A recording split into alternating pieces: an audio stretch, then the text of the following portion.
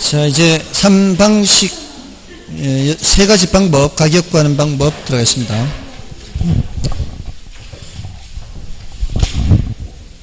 재조달 원가부터죠. 54번. 자, 이게 이제 원가법에서는 재조달 원가에 대해서 정리해 두시고요. 그 다음에 감가 수정에 대해서 정리를 하셔야 되죠. 그 감가 수정의 내용이 조금 더 많죠. 재조달 원가에서는 체크해야 될 것이, 재조달 원가의 뜻. 두 번째가 재조달 원가 산정 방법, 도급 방식 기준이죠. 그 다음에 세 번째가 종류, 복제 원가, 대체 원가 이렇게 있죠. 그래서 뜻은 재조달 원가가 뭐예요? 물으면 기준 시점 현재 적정 원가 총액이다. 이렇게 해야 된다 그랬죠. 준공 당시가 아니라 그랬어요. 현재 시점도 아니에요. 적정 원가 총액입니다. 그 다음에 산정 방법은 도급 방식 기준이죠. 도급 방식 기준은 설령 자가건설일지라도 수급인의 적정 이윤을 고려해라 이거고요. 그 다음에 종류에는 복제 원가와 대체 원가가 있죠. 복제 원가는 물리적인 동일성이죠. 물리적으로 쌍둥이를 만드는 거고, 이거는 기능적 또는 효용 측면에서 동일성이죠. 복제 원가를 기준으로 해서 재조달 원가를 사용할 때에는 뒤에 감가 수정 작업을 할 때 물기경 모두 해야 되죠. 물리적 감가, 기능적 감가, 경제적 감가를 모두 해야 돼요. 물리적으로 똑같은 상태로 만들어 놨기 때문에. 근데 대체 원가를 여기 재조달 원가로 사용할 때는 기능적으로 똑같게 만들어 놓은 상태예요, 이미. 그렇기 때문에 뒤에 수정 작업을 할 때 물리적 감가와 경제적 감가만 해야 되고 기능적 감가를 하면 안 되는 거죠. 여기는 물기경을 모두 해야 돼요. 그 다음에 복제 원가는 대체로 오래되지 않은, 신축한 지 얼마 되지 않은 그런 건물을 평가할 때 써먹고요. 오래된 건물의 경우에는 복제 원가를 산정하기가 쉽지 않아요. 그 옛날의 자재와 그 옛날의 공법을 아는 기술자를 구하기가 어렵습니다. 그래서 이렇게 둘로 나누죠. 다음에 이제 감가 수정에서도 마찬가지 세 가지였죠. 세 가지인데, 하나는 감가 요인이라는 게 있고요. 지금 이 교재에서는 감가 요인이 여기 감가 수정 방법에 포함되어 있어요.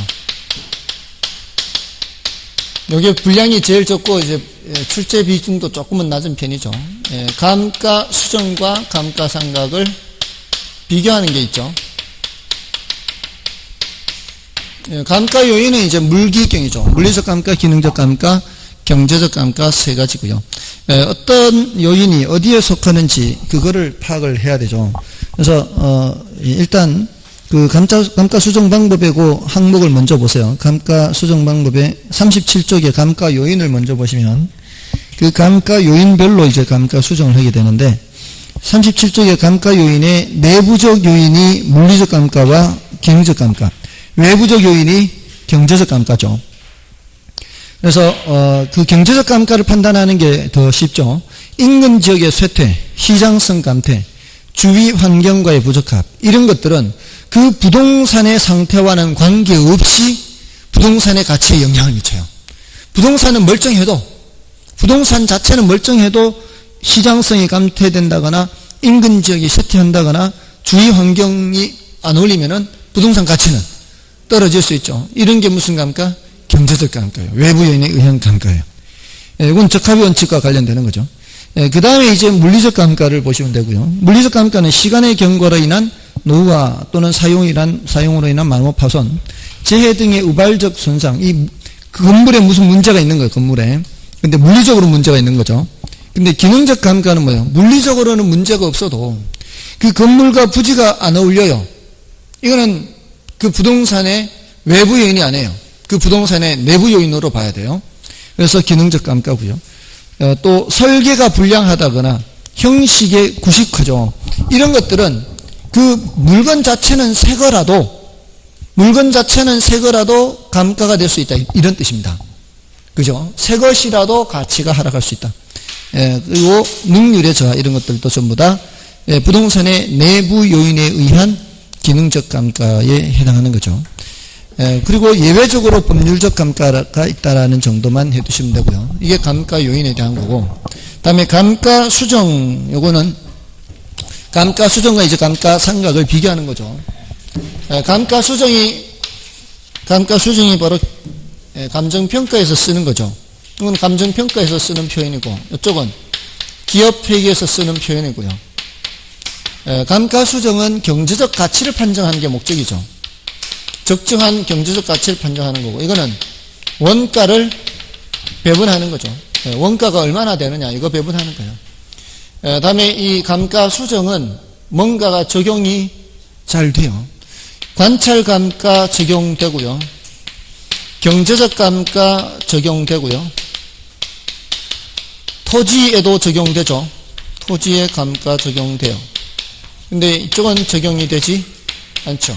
그리고 감가 수정은 경제적 내용 연수가 중시되는데 이쪽은 법적 내용 연수가 중시되죠. 뭐 비교하는 거니까 그렇게 어렵지는 않죠. 그리고 감가 수정은 재조달 원가를 기초로 하잖아요.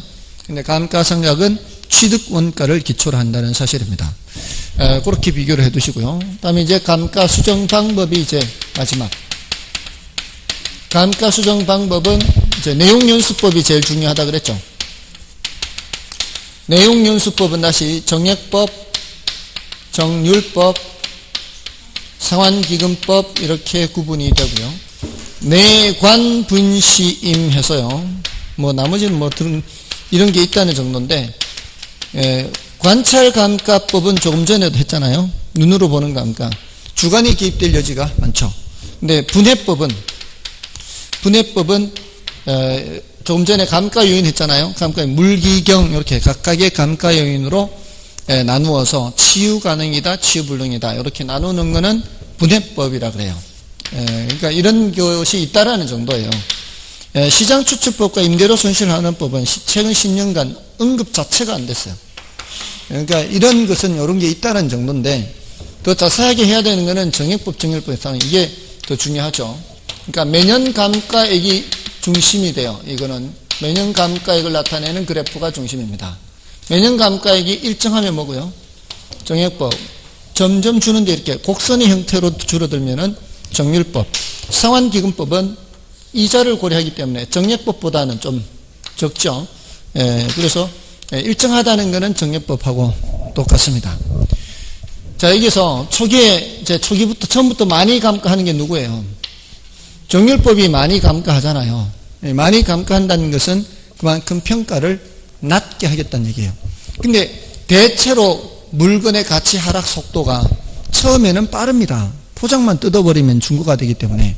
그래서 정률법은 실제 감가하고 비슷해요. 근데 정액법은 실제 감가하고 좀 동떨어져 있거든, 사실은. 실제하고 조금 떨어져 있어요. 그러니까 정확도로 따진다면 누가 더 정확도가 높다고 볼 수 있어요? 이게 더 비슷하다고 볼 수 있죠. 근데 이게 계산하는 게 좀 더 복잡하잖아요.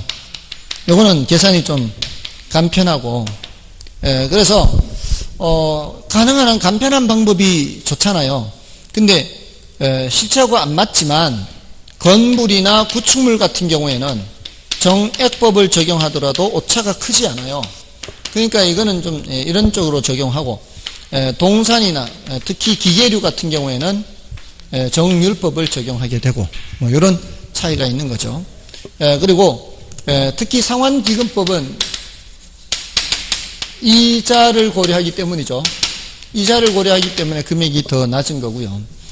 이걸 누계액으로 따지면은 감가 누계액이요. 누계액은 전부 다 점점 더 커집니다. 이렇게 다 커져요. 커지는데 어떤 방식으로 커지느냐 이 말이죠. 누계액이 커지는 것을 이제 이것도 정액법을 중심으로 보면은, 정률법은 초기부터 많이 자르기 때문에 많이 감가를 하기 때문에 누계액이 제일 커요. 그러니까 누계액 크기와 평가의 크기는 반비례죠. 누계액이 크다는 얘기는 평가액이 그만큼 어떻다는 얘기예요? 평가액은 그만큼 작다는 얘기거든요. 그럼 평가액이 누가 제일 높다는 얘기예요? 평가액이 제일 높은 것은 누계액은 정률법이 제일 높지만 평가액은 상환기금법이 제일 높은 거죠. 그 다음은 누구고요? 정액법이고 그 다음은 정률법이에요. 그러니까 얘한테는 어떤 평가를 내리는가 하면은 과대평가의 우려가 있다라고 평가를 해요. 얘는 기본적으로 이자를 깔고 있다 보는 거거든요. 이자를 기본적으로 깔고 평가를 하기 때문에 이 평가액을 따질 때 그래서 과대평가의 우려가 있다 이런 말을 쓰는 거고요. 마지막 연도에는 얘가 같아질 수 있습니다. 평가액이. 그죠? 마지막 연도에는 정액법과 정률법이 어때요? 같잖아요. 이게 같아지는 거는 마지막 연도에 같아지게 되는 겁니다. 자, 이렇게 이제 질문하면은 그래도 조금은 난이도가 높게 질문하는 거예요. 보통 지금까지는 이렇게까지 질문한 적이 없어요. 지금까지는 그냥 정액법은 이런 방법이다. 정률법은 이런 방법이다. 이런 정도로만 했지 여기까지 질문한 적이 없어요. 자, 이렇게 해서 정액법, 정률법까지 비교를 하시면 되겠고요. 자, 일단 54번을 좀 보겠습니다. 54번에 원가법에서 사용하는 재조달 원가에 관한 설명 중 옳은 것은 1번에 재조달 원가는 신축 시점 현재 건축물을 신축하는 데 소요되는 투하비용을 말한다. 신축 시점이라고 하면 안 되죠. 기존 시점 현재라고 해야 되겠죠. 그래서 틀렸고요. 그 다음에 자가건설의 경우 재조달 원가는 도급건설한 경우에 준하여 처리한다. 이게 맞죠. 2번이 맞고요. 그 다음에 대체 원가를 이용하여 재조달 원가를 산정할 경우 물리적 감가 수정은 필요하지 않지만 기능적 감가 수정 작업은 필요하다. 이거 바뀌어 있죠. 기능적 감가 수정 작업이 필요하지 않아요. 이게 재조달 원가를 대체 원가를 했다는 얘기는 기능적으로 똑같은 걸 만들어 놓은 상태예요. 그래서 틀렸고요. 그 다음에 4번은 재조달 원가를 구성하는 표준적 건설비에는 수급인의 적정요인이 포함되지 않는다가 아니고 포함된다죠. 그러니까 2번과 4번이 지금 바뀌어 있는 거예요. 2번과 4번을 함께 고려하면 되는 거죠. 이게 2번에 지금 도급건설한 경우에 준하여 처리한다가 옳은 것이라면은 4번도 그 수급인의 적정요인이 포함되어야 한다. 이렇게 돼야 되는 거죠. 4번 틀린 거고요. 다음에 복제원가는 동일한 효용을 가진 건축물을 신축하는 데 소요되는 비용이다. 동일한 효용이라고 했잖아요. 동일한 효용을 가진 건축물을 신축하는 데 소요되는 비용은 대체 원가를 말하죠. 다음에 55번 볼까요? 55번 표는 여러분이 보시고 문제를 보겠습니다. 다음 감가상각과 감가수정에 대한 설명 중 틀린 것은 회계 목적의 감가상각은 취득 원가를 기준으로 하지만 감정평가의 감가수정은 재조달 원가를 기준으로 한다. 맞죠? 그 다음에 회계 목적의 감가상각은 관찰 감가를 인정하나 감정평가의 감가수정은 인정하지 않는데 이게 바뀌어 있죠. 이 감가수정과 감가상각이 지금 바뀌어 있어요. 그 다음에 회계 목적의 감가상각은 취득 원가에 대한 비용 배분, 맞죠? 원가 배분. 그 다음에 감정평가의 감가수정은 재조달 원가를 기초로 적정한 가치를 산정하는 개념이다. 맞죠? 그 다음에 회계 목적의 감가상각은 토지에 적용되지 않으나 감정평가의 감가수정은 토지에도 적용된다. 이거 맞죠? 그 다음에 회계 목적의 감가상각은 경제적 감가는 고려하지 않으나 감정평가의 감가수정은 경제적 감가를 고려한다. 맞고요. 이건 뭐 비교적 어렵지 않습니다. 그 다음에 이제 밑에 감가수정 방법에서는 일단 내용연수법 위주로 보시고요. 관찰감가법이나 분해법은 이런 게 있다는 정도, 그리고 시장추출법이나 임대료 손실환원법은 지금까지 출제된 적은 없지만 그 시장추출법은 좀 조심을 해야 돼요. 시장추출법이 여기 감가수정 방법에도 들어와 있지만 환원율 산정 방법에도 시장추출법이 들어가 있거든요. 그러니까 혹시라도 시장추출법이라는 게 나올 때 이 감가수정 방법에 나와도 되고 환원율 산정 방법에 나와도 됩니다. 그냥 항목을 물을 때에는 그걸 조심해. 양쪽 다 있으니까. 물론 이것도 있어요. 참 상환기금법. 이 상환기금법이 이 내용연수법에도 이 상환기금법이 있는데요. 감가수정 방법에 뒤에 그 자본 회수 방법에 직선법, 상환기금법, 연금법 하는 게 있거든요. 이때도 상환기금법이 있어요. 요거는 이제 더 정확하게 말하자면 상환기금 환원법, 연금, 평준연금 환원법, 환원이란 말을 붙여줄 겁니다, 아마. 환원이란 말을 붙여주면은 이거는 수익환원법에 들어가는 거죠. 수익환원법. 환원이란 말을 쓰지 않고 그냥 상환기금법 하면은 이게 내용연수법에서 적용한 겁니다. 공통점은 감채기금계수를 쓴다는 거예요. 여기서도 감채기금계수, 여기서도 감채기금계수를 쓰기 때문에 그래요. 감채기금계수를 상환기금률이라고도 하기 때문에 그거를 주의하세요. 용어가 이쪽 저쪽 다 나올 수도 있다라는 거예요. 다음에 56번 이제 문제를 좀 보시고요. 감정평가 이론상 감가 수정에 대한 설명 중 틀린 것은 1번에 감가 수정을 할 때 내용연수는 경제적 내용연수를 기준으로 한다. 맞죠? 그다음에 관찰감가법은 감정평가사가 직접 관찰하여 감가액을 편정함으로 객관적이다. 이게 틀렸죠. 주관적일 수밖에 없죠. 그다음에 동일한 내용연수의 부동산이라도 건축 방법, 관리 및 유지 상태 등에 따라 감가의 정도가 달라진다. 당연히 그럴 수 있죠. 그다음에 정액법에 의한 연간 감가액은 일정하지만 정률법에 의한 연간 감가액은 체감한다. 이거는 맞는 말이고요. 그다음에 기능적 감가 요인에는 건물과 부지의 부적합, 설계 불량, 설비 부족 등이 있다. 이거 전부 다 기능적 감가 맞죠? 정답은 2번이고요. 다음에 이제 거래 사례 비교법은 거래 사례를 기준으로 해서 이제 대상 부동산하고 비교하는 거죠. 그래서 사례 가격을 먼저 찾은 후에 뒤에 수정 작업을 하게 되죠. 그래서 비준 가격은 또는 비준가액, 공시지가 기준가액 둘 다 비교 방식이죠. 요거는 사례 가격으로부터 출발하고 요거는 표준지 공시지가로 출발하고 요거는 사시지계 수정 작업을 해야 되고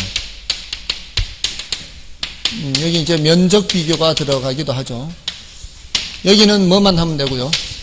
시지계만 들어가면 되죠. 여기는 면적 비교도 안 들어갑니다. 기타 요인 들어가요. 기타. 여기도 기타 요인이 들어갈 수는 있어요. 여기 이제 면적 비교도 또 하지 않는 이유는 이게 표준지 공시지가가 제곱미터당 가격이기 때문에 그렇습니다. 여기는 제곱미터당 가격이 아닐 수가 있기 때문에 이렇게 면적 비교가 필요한 거죠.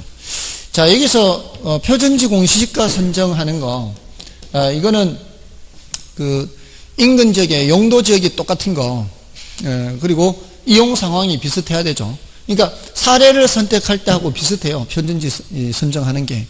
이거는 위하고 중복되는 내용인 거죠. 중복되는 내용이어서 여기서 따로 살펴보지 않아도 이게 사례 선택 기준만 해도 돼요. 사례 선택 기준. 사례 선택 기준 하면 뭐예요? 비슷한 거 선택해야 될 거 아니에요. 대상 부동산하고. 근데 여기는 요게 있기 때문에 사례를 선택을 할 때는 사정 보정 가능한지를 봐야 되고요. 그는 사정이 개입된 사례죠. 사정이 개입된 사례는 사정 보정이 가능한지 봐야 되고 그 다음에 시점 수정이 가능한지 봐야 되죠. 맞나요? 시점 수정이 가능한지 봐야 되고 그 다음에 지역 요인 비교 가능한지 봐야 되고요. 그 다음에 개별 요인 비교 가능한지 봐야 될 거 아니에요. 순서대로. 근데 이게 이렇게만 하면은 뭐 아주 간단한데 이걸 이제 다른 표현으로 약간 비틀어서 표현한단 말이에요.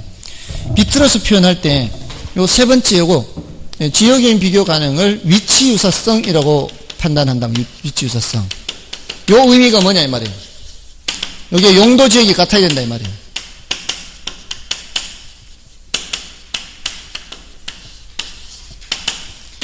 예를 들어서 준주거 지역에 있어요. 대상 부동산이. 그러면 사례도 준주거 지역, 이 표준지 공시지가 선정할 때도 같아야 되는 거죠. 그리고 요 개별 요인 비교 가능성은 물적 유사성 하죠. 요거는 대상 부동산이 아파트면 사례도 아파트, 대상이 목조면 사례도 목조 이런 식으로 비슷해야 비교 가능성이 있는 거죠. 그래서 그런 비슷한 사례를 선택하라 이런 뜻이죠. 그 선택한 후에는 뭘 해야 돼요? 이런 수정 작업들을 해야 되죠. 그런 수정 작업들을 할 때 이제 계산하는 거예요. 계산. 기본적으로 보정치를 계산할 때는 몇분의 뭐라 그랬어요?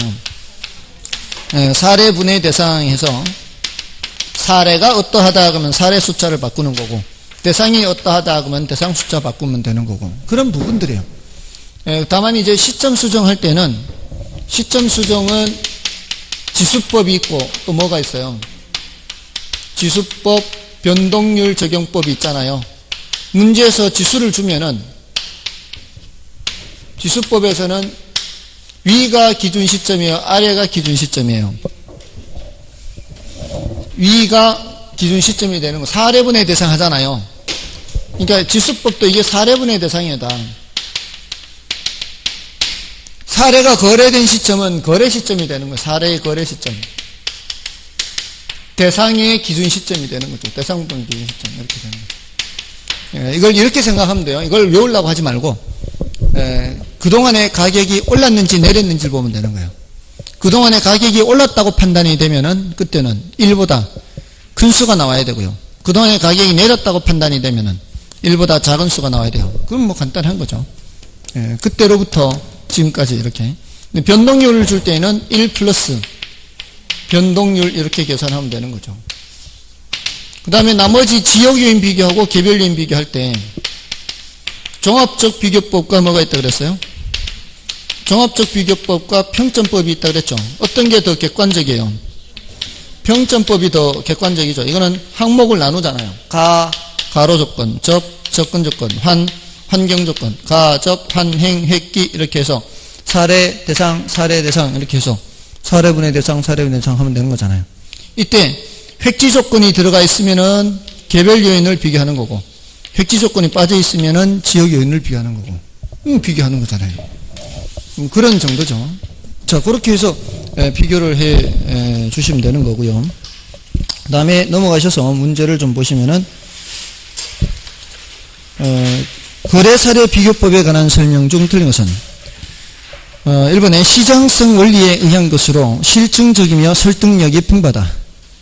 맞죠? 그 다음에 아파트 등 매매가 빈번하게 이루어지는 부동산의 경우에 유용하다.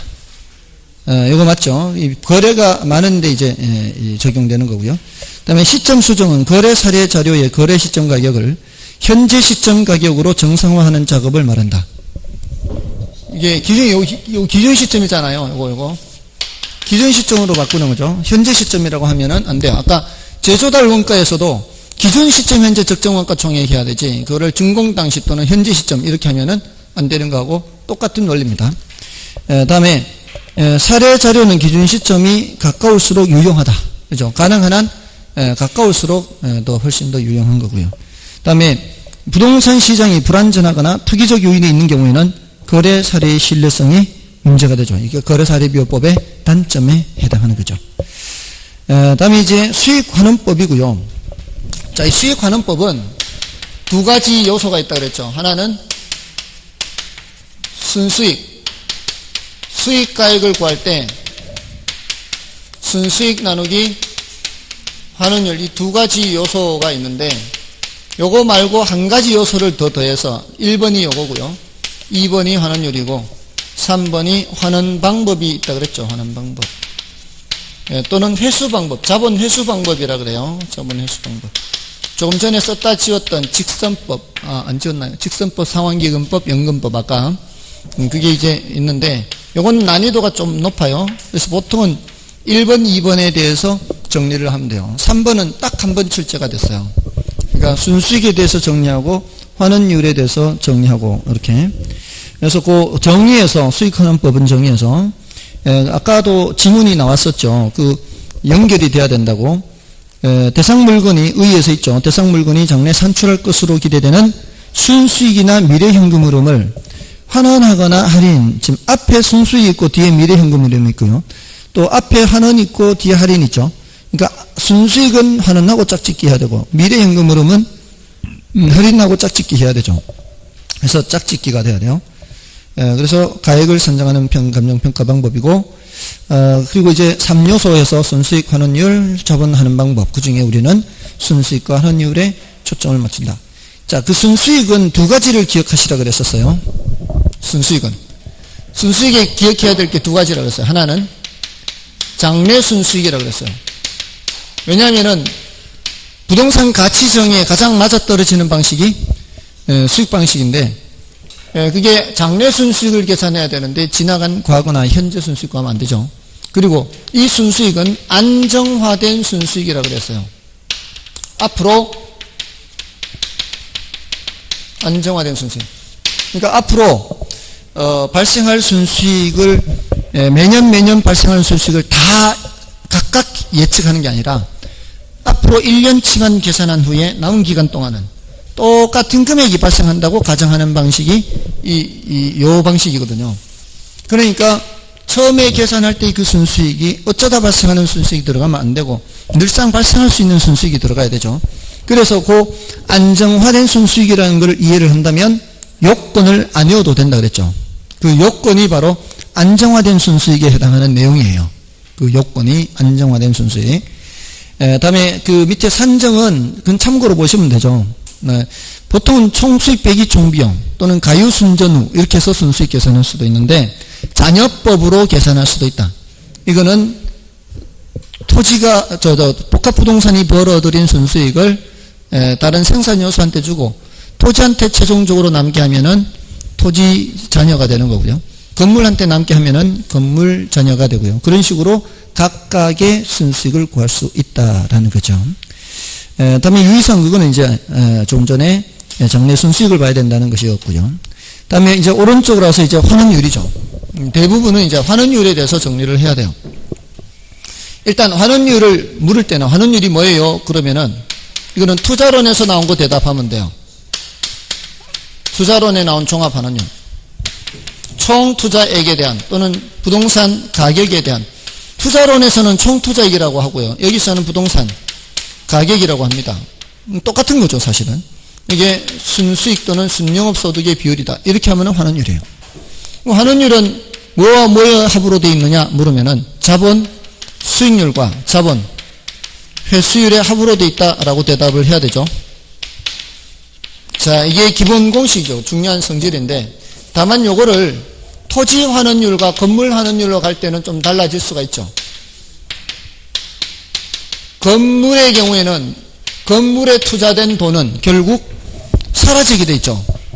그러니까 그거는 건물에 투자한 돈의 경우에는 수익률만 따져서 될 것이 아니고 회수율을 반드시 고려해야 되지만 토지는 토지에 매입한 돈은 토지가 소모되지 않는 한은 계속 토지에 투입되는 돈은 자본은 그대로 남아있죠. 그러니까 토지의 경우에는 회수율을 고려할 필요가 없잖아요. 그래서 이거를 이제 없이 제로라고 생각하죠. 그래서 토지 회수율이 제로가 되는 것은 부동산의 성질 중에서 영속성과 관련이 된다. 이런 말까지 얘기하는 거죠. 영속성 때문에. 영속성 때문에 회수율이 뭐가 되는 거예요? 회수율이 0이 되는 거죠. 자, 요거는 이렇게 각각으로 나누어 놓고 볼 때는 그럴 수 있다는 겁니다. 자, 요거는 그 밑에 맨 밑에 오른쪽 페이지 맨 밑에 괄호 4번에 있죠. 수익환원법 계산에서는 토지 수익 가격은 어떻게 되어 있어요? 토지 환원율분의 토지 순수익 이렇게 되어 있죠. 자, 그러면서 토지 환원율 자리에 뭐가 들어가 있어요? 수익률 들어가 있죠. 수익률과 할인율이 같단 말이에요. 근데 밑에 건물 수익 가격은 어떻습니까? 건물 환원율 자리에 수익률 더하기 회수율로 되어 있잖아요. 그것은 건물의 경우는 회수를 고려해야 되기 때문이죠. 다음에 이제 오른쪽 페이지 그 환원율에서 지금 방금 말씀드린 거는 그 38쪽의 맨 위에 표의 맨 위에 환원율이란 부동산 가격에 대한 순수익 비율, 요거는 이제 정의고요.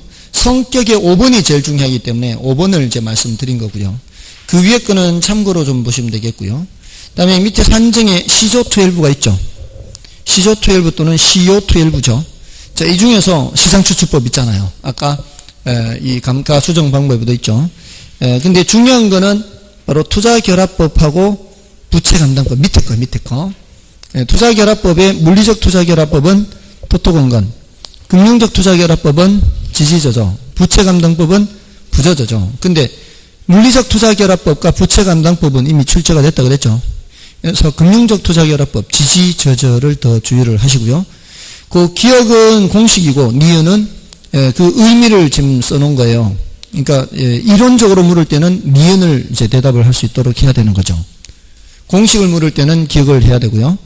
그래서 그 세 가지 물리적 투자결합법, 금융적 투자결합법, 부채감당법은 내용까지 파악을 해 두셔야 되고요.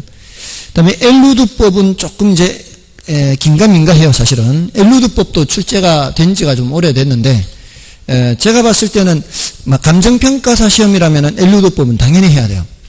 근데 우리가 공인중개사 시험이기 때문에 좀 난이도가 조금 이제 높기 때문에 좀 애매합니다. 그러니까 그 세 가지가 되신 분들, 물리적 투자결합법, 금융적 투자결합법, 부채감당법이 되신 분들은 여력이 되면은 엘루드법까지 좀 봐주시면 되는데, 그 엘루드법 볼 때는 그 세 가지를 보시면 돼요. 세전현금수지와 보유기간 동안의 지분 형성분, 그리고 가치 변화분을 고려해서 환원율을 결정하는 방식이 엘루드법이다.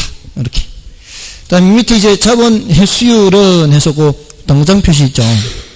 그 기간 말 재매도 가격과 기간 초 매수 가격과의 관계에서 다음의 세 가지 경우가 성립한다 해서 재매도 가격이 매수 가격보다 크대요. 이거는 샀던 것보다 팔 때 가격이 더 올라가는 거죠.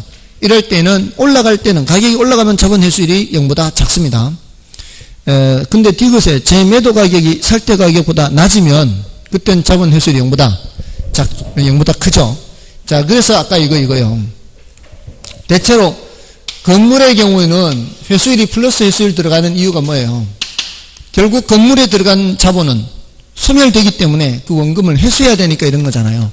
그 소리는 물리적으로 소모되지만 결국 가치도 건물에 투입된 돈은 사라진다라는 의미에서 회수를 하는 거예요. 그러니까 물리적으로 따지지 않더라도 경제적으로 따지더라도 건물은 그대로 있어도 이 말이에요. 건물은 그대로 있어도 가치가 떨어질 수는 있잖아요. 가치가 떨어지면은 거기에 투자된 돈은 원금은 회수를 해야 되는 거잖아요. 그러니까 가치가 떨어질 때는 플러스 회수가 돼야 돼요. 회수율까지 들어와야 되는 거예요. 그래서 디귿을 이해를 하면 되고요. 기억이 이해하기가 어려우면은 디귿의 반대로 생각하면 돼요. 그 방법이 더 쉬울 수 있어요.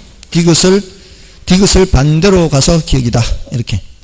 자, 나머지는 됐고요. 자, 넘어가셔서 58번을 보겠습니다. 자본 환원율의 결정 방법에 관한 다음 설명 중 틀린 것은? 자, 1번 조성법이죠. 자, 조성법은 중요도는 좀 낮다 그랬죠. 대상 부동산에 관한 위험을 여러 가지 구성 요소로 분해해서 조성하는 거예요. 그러니까 조성이 짝이 맞는 거예요. 지금 분해하고. 개별적인 위험에 따라 위험 할증률을 더해감으로써 자본 환원율을 구하는 방법. 맞아요. 조성법을 다른 말로 요소 구성법이라고 그래요. 조성법, 다른 말로 요소 구성. 다음에 2번 시장 추출법은, 자, 요 시장 추출법의 키워드는 매매 사례입니다. 대상 부동산과 유사한 최근의 매매 사례로부터 자본 환원율을 찾아낸다. 이게 키워드고요. 다음에 물리적 투자 결합법은 소득을 창출하는 부동산의 능력이 토지와 건물이 서로 다르며 분리될 수 있다는 가정에 근거한다. 이게 서로 다르고 분리될 수 있기 때문에 토토건건 분리하는 거죠. 맞고요. 그다음에 엘루드법은 매 기간 동안의 현금 수지, 기간 말 부동산의 가치 상승 또는 하락분, 보유 기간 동안의 지분 형성분, 세 요소가 자본 환원율에 미치는 영향으로 구성되어 있다. 요거 맞습니다. 지금 4번 지문의 첫 부분에 매 기간 동안의 현금 수지라고 되어 있죠. 그게 세전 현금 수지라고 하면 더 정확하지만 그냥 현금 수지라고 해서 틀린 것은 아니죠. 그 다음에 5번 금융적 투자결합법은 저당 투자자의 요구 수익률과 지분 투자자의 요구 수익률이 동일하다는 데 착안하여 투자 자본을 금융적 측면에서 구분하고 있다. 동일하다면 굳이 구분할 필요가 없죠. 다르기 때문에 구분하는 겁니다. 그래서 5번 틀렸고요. 정답 5번이고, 그 다음에 이제 59번 물건별 평가입니다. 물건별 평가에서 이제 가장 중추적인 방식은 비교 방식이죠. 그래서 토지, 제일 먼저 토지 나오죠. 토지는 원칙이 뭐예요? 원칙이 첫 번째 줄에 있죠. 공시지가기준법 원칙입니다. 그 다음에 쭉 내려와서 밑에서 세 번째 줄에 동그라미 3번 적정한 실거래가를 기준으로 할 때는 뭘 해야 돼요? 거래사례 비교법을 적용해야 돼요. 그러니까 원칙, 공시지가기준법. 적정한 실거래가를 기준으로 할 때는 거래사례 비교법. 어떤 것이든 비교 방식이죠. 그 다음에 적정한 실거래가에 대한 것도 알아두시고요. 적정한 실거래가는 도시지역은 3년 이내고요. 그 밖의 지역은 5년 이내인 거래가격 중에서 감정평가업자가 적정하다고 판단하는 거래가격 다 이제 지우고 감정평가업자가 적정하다고 판단하는 거래가격 이렇게 기억하면 되죠. 감정평가업자가 적정하다고 판단하는 거래가격. 그러니까 이 모든 것을 다 기억할 수 없잖아요. 그러니까 이런 걸 공부할 때는 다 보려고 하지 말고 가장 핵심되는 걸 빨리 찾아내야 돼요. 키워드를. 그래야만 이게 학습이 좀 덜 어려워지는 거죠. 그 다음에 산림은 어떻습니까? 산림은 산지와 임목을 구분해서 평가해야 되죠. 자, 이럴 때 산지는 땅이니까 공시지가로 가면 되고 임목은 나무니까 요거는 거래사비 비교 보면 되죠. 거사비. 근데 어린 나무가 있잖아요. 어린 나무는 원가법. 그렇게. 자, 근데 이걸 일괄해서 평가할 수 있잖아요. 구분하는 게 원칙이지만 일괄해서 평가할 때에는 거사비에 또 비교 방식이 들어가는 거죠. 그러니까 예외적인 경우 한 가지 지금 나와 있어요. 원가법 예외적인 거 하나가 나와 있죠. 계속 뭐였어요? 비교 방식 계속 비교 방식이잖아요. 그러니까 그 예외적인 거 하나 소경목림 원가법만 빼고 다 비교 방식이네 이렇게 가면 되는 거예요. 비교 방식이래 땅 나오면 어디로 가면 되는 거고 땅 나오면 공시지가로 가면 되는 거고 나머지는 다 뭐로 가면 되는 거예요? 거사비로 가면 거사비. 그 다음에 토지와 건물의 일괄평가도 뭐예요? 거사비. 과수원 거사비. 동산 거사비. 자동차 거사비. 임대료는 임대사례비교법. 여기까지는 비교 방식이에요. 그 비교 방식에 이제 원가법 그거 소경목림 하나 예외가 나왔고요. 그 다음에 공장재단부터 그 기타 무형자산 있죠. 기타 무형자산까지는 수익환원법이에요. 수익방식. 다만 소음 등으로 인한 토지 등의 가치 하락분에 대한 평가는 따로 기억하시고요. 따로 기억하시고 그러니까 공장재단 가공재단 어업권 그 기타 무형자산 전부 다 무슨 방식과 관련된다? 수익방식과 관련된다. 다만 공장재단의 경우에는 어떻게 해야 돼요? 개별 물건 감정평가액을 합산 요걸 원칙으로 해요. 일단은 첫째 줄 끝에 있죠. 개별 물건의 감정평가액을 합산한다. 다만 어떤 단서 조건이 있어요. 계속적인 수익이 예상되잖아요. 계속적인 수익이 예상된다는 것은 앞으로도 계속 이 기업 활동을 하겠다는 얘기잖아요. 그러면은 뭐란 얘기요? 수익하는 법. 결국 수익하는 법이라는 얘기요. 그 공장을 청산하는 경우에만 각각 한다 이 소리잖아요. 청산할 때만 각각 하는 거고 계속 기업 활동하겠다는 얘기는 수익하는 법이라는 얘기예요. 그리고 무형자산, 영업권, 특허권, 실용신앙권 이런 무형자산은 다 뭐라고요? 수익하는 법이에요. 수익하는 법. 그럼 됐고요. 다음에 건물 원가법, 건설기계 원가법, 항공기 원가법, 선박 원가법. 다만 선박은 구분평가에서 원가법이죠. 선체기관 의장별로 구분이 두 군데 나와요. 산림에서 구분평가 나오고요. 선박에서 구분평가 나옵니다. 그러니까 산림과 선박을 그렇게 따로 기억하시면 되겠죠.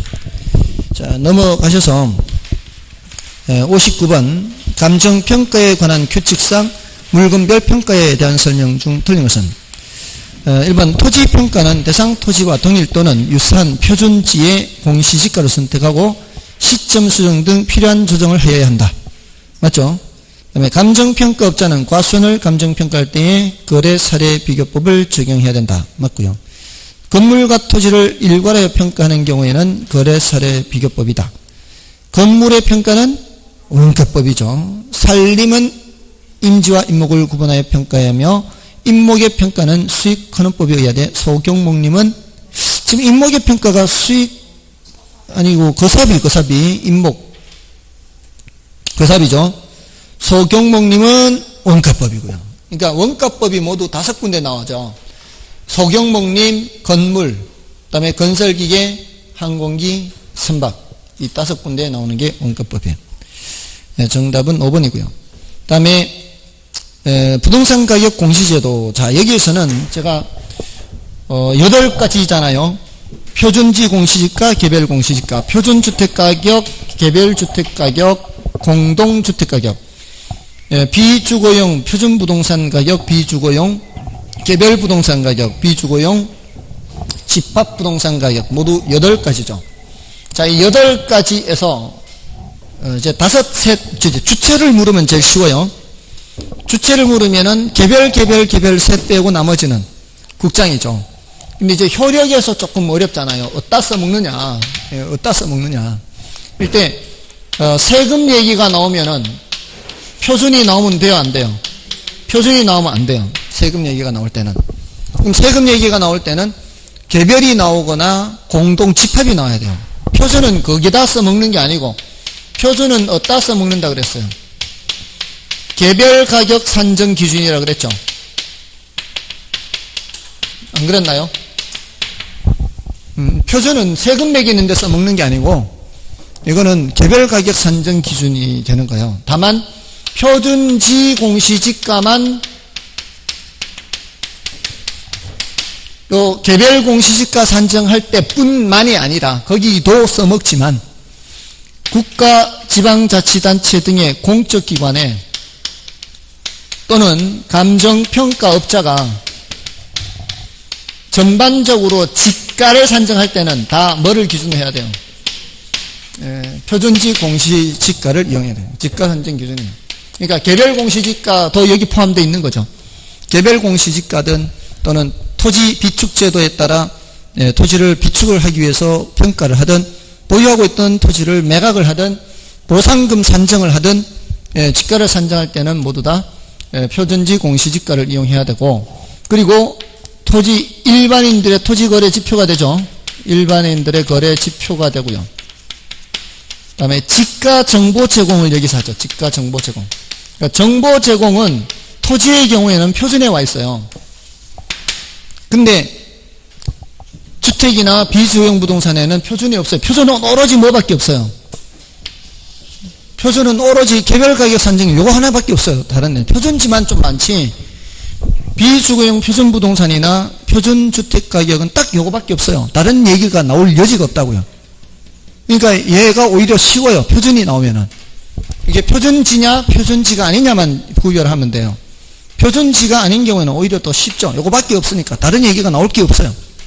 근데 개별 공동집합 이런 얘기가 나오면은 세금 얘기도 나오고 가격 정보 제공도 나오고 이런 얘기가 나오는 건 개별 공동집합, 개별 공동집합, 이 세금 얘기도 나오고, 그죠? 세금 얘기도 나오고 그렇게 나와야 되는 거죠. 자, 그래서 그 이제 그 표에 있는 1번, 2번, 3번 표에 있는 것이 바로 그런 내용이고, 기타 내용이 있죠. 자, 그 기타 내용은 그 부동산 가격 공시의 기준 시점은 매년 1월 1일이고요. 모든 공시에 대해서는 공시일부터 30일 이내에 서면 또는 전자서면으로 이의 신청을 할 수가 있습니다. 그리고 이의 신청은 결정하고 공시한 주체한테 하는 거죠. 그래서 표준 공동집합은 국장한테 해야 되고요. 개별은 시군구장한테 해야 되고요. 다음에 개별 공시가 공시일이라든가 이 개별주택가격 공동주택 공시일은 이제 5월 31일까지고 4월 30일까지고, 주택을 먼저 해요. 주택을. 그러니까 우리가 살고 있고 우리가 흔히 가질 수 있는 것에 대해서는 이렇게 좀 따로 기억하시면 되겠습니다. 그 4월 30일, 5월 30일 주택을 먼저 하고 밑에 있는 땅은 나중에 한 달 뒤에 하는 거죠. 그 다음에 표준으로 선정된 부동산에 대해서는 그 부동산의 개별로 봐버려요. 표준지 공시지가는 그 부동산의 그 토지의 개별 공시지가가 되고, 표준주택 가격은 당해 주택의 개별주택 가격이 되어버리고, 비주거용 표준 부동산 가격은 비주거용 개별 부동산 가격이 되어버리죠. 자, 그렇게 함께 봐주시고요. 자, 여기까지로 이걸로 커버가 안 되는 문제가 있다 그랬죠. 지금 최근 10년간 한 10문제가 출제됐는데 이걸로 커버가 안 되는 문제가 한 두세 문제 돼요. 근데 그거를 커버하려면은 학습량이 엄청 늘어나는 거죠. 여러분들 법령을 보시면 아시겠지만 공시사항이라는 게 있어요. 공시사항. 이거 공시사항, 저거 공시사항. 이런 거 다 외워야 돼요. 그리고 표준지 조사 평가 기준까지 공부해야 돼요. 근데 그거는 이제 너무 학습량이 많아지니까 이 정도만 해도 70%는 커버가 돼요. 굉장히 압축을 한 겁니다. 아무튼 그렇고요. 60번을 보겠습니다. 부동산 가격 공시 및 감정평가에 관한 법률에 따라 정부는 부동산 가격을 매년 공시하고 있다. 다음 설명 중 옳은 것으로 짝진 것은? 기억에 국가, 지방자치단체 등의 기관이 그 업무와 관련하여 개별주택 가격을 산정하는 경우 표준주택 가격을 기준으로 한다. 개별 주택 가격을 선정할 때는 표준 주택 가격이 기준이 된다 그랬죠. 표준은 개별의 기준이에요. 맞는 거고요. 그다음에 니은 개별 주택 및 공동주택 가격은 주택 시장의 가격 정보를 정하고 국가 지방자치단체 등의 기관이 과세 등 업무. 자, 세금 얘기가 나오고 가격 정보 제공 이런 얘기가 나오면 토지가 아닌 경우에는 개별과 공동에서 나온다 그랬죠. 그리고 주택계획을 선정하는 경우에 그 기준을 활용될 수 있다. 맞고요. 니은도 맞죠. 그 다음에 디귿에 개별 공시지가에 대하여 이의가 있는 자는 개별 공시지가 결정 공시부터 30일 이내 서면으로 누구한테 해야 돼요? 시군구장한테 해야죠. 개별은 시군구장한테. 그 다음에 그래서 디귿 틀렸고 리얼은 시장군수 또는 구청장은 공동주택에 대하여 매년 공시기준일 현재 적정가격을 조사 선정하여 공동주택에 대하여 선정하는 것은 국장이 해야 되죠. 시군구장은 개별에 대해서만 할 수 있죠. 리얼 틀렸어요. 그럼 기역, 니은, 맞는 거죠. 디귿, 리얼은 틀렸고요. 미음은요? 틀렸나요? 국토교통부 장관은 공시기준일 이후에 분할합병 등이 발생한 토지에 대하여는 지금 공시기준일 이후에 분할합병이 발생해버렸잖아요. 이러면 지금 상황이 바뀌었죠. 상황이 바뀌었으면 새로 뭔가를 공시를 해야 되잖아요. 근데 개별 공시지가를 결정 공시하는 것은 시군구장이에요. 분할합병 등이 발생하더라도 개별 공시지가는 시군구장이죠. 그래서 틀렸어요. 기역, 니은이 옳은 거예요. 그러니까 이런 식으로 기억하세요. 세금 얘기가 나올 때 나올 수 있는 거는 표준은 절대로 나오면 안 된다. 나머지는 나올 수 있다는 얘기잖아요. 그 다음에 표준이 나올 때는 개별 가격 산정 기준인데 다만 표준지의 경우만 조금 더 항목이 많다. 됐나요? 이러면은 효력도 어렵지 않게 정리할 수가 있어요. 그리고 주체는 뭐 개별 이렇게 하면은 굉장히 간단하게 그 구조를 파악할 수 있는 거죠. 그러니까 법 조문들을 보더라도 이렇게 구조를 파악해서 이렇게 핵심되는 것을 기억하면은 그러면 어렵지 않게 정리할 수가 있습니다. 자, 이렇게 해서 마무리까지 했고요. 아무튼 오늘 지금 보시면서 이거 설명 들어도 이거 잘 모르겠다 하는 부분들이 몇 개가 있을 수는 있죠. 근데 그게 10개 이내라면 괜찮다고 볼 수 있습니다. 그리고 아까 중요도 면에서 10분의 2 뭐 이런 것도 들어가기는 했잖아요. 그런 것들은 어려우면 과감하게 그냥 버려버리는 거고 그렇지 않으면 하는 거고 어려운 거라 해도 중요한 거라 해도 좀 너무 어렵다 하면은 몇 개 정도는 버릴 수가 있거든요. 그러니까 그 여지가 있으니까 그걸 감안해서 남은 기간 동안 마무리를 잘 해보시기 바랍니다. 아무튼 하루 종일 애쓰셨고요. 다음 주에 뵙도록 하겠습니다. 감사합니다.